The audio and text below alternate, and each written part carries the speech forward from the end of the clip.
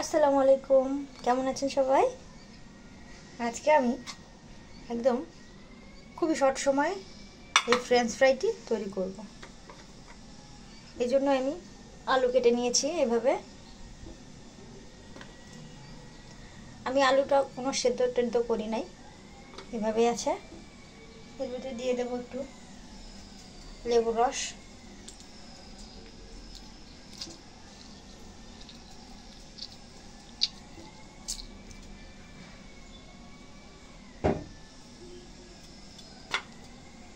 দিচ্ছি একটু ধনিয়ার গুঁড়ি,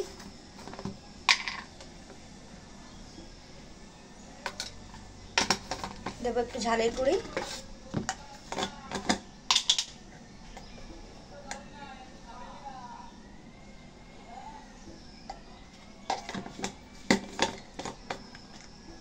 আর 1 চামচ লবণ দিয়ে মেখে ঝুঁকে 10-15 মিনিট রেখে দেব।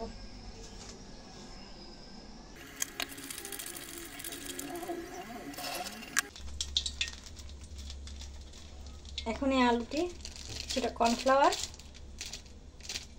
আর কিছুটা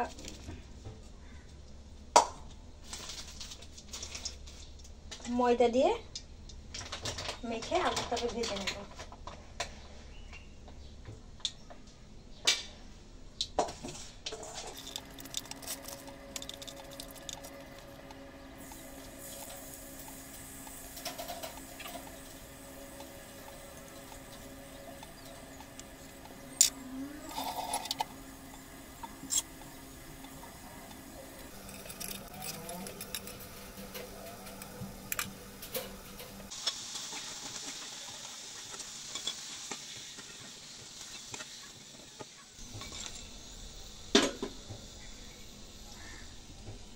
তৈরি হয়ে গেছে মুচমুচে কুরকুরে ফ্রেঞ্চ ফ্রাই।